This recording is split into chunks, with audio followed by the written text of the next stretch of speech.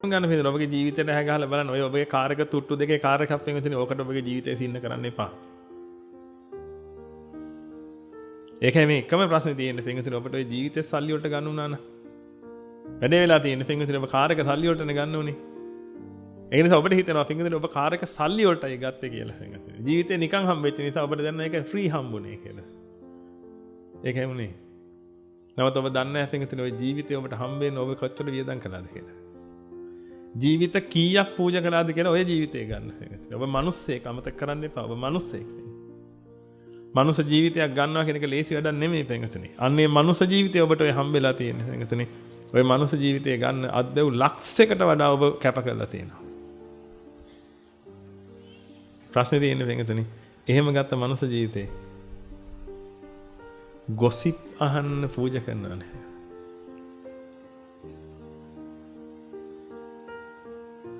බණක් අහන්න පින්වතුනි බණක් අහන්න කමන්නේ පිනක් සිද්ධ වෙනවා ඒ පිනෙන් ඔබට ආයි මනුස්ස ජීවිතයක් හම් වෙනවා ඒ කියන්නේ ගිය ටික එනවා ආයි පින්වතුනි නමුත් ඔබ ඒක වියදම් කරන්න පින්වතුනි කිසි වැඩකට ඇති ඒකට නෙමෙයි ඒකයි අපි ඔබට කියන්නේ පින්වතුනි පුළුවන් නම් වෙනස් වෙන්න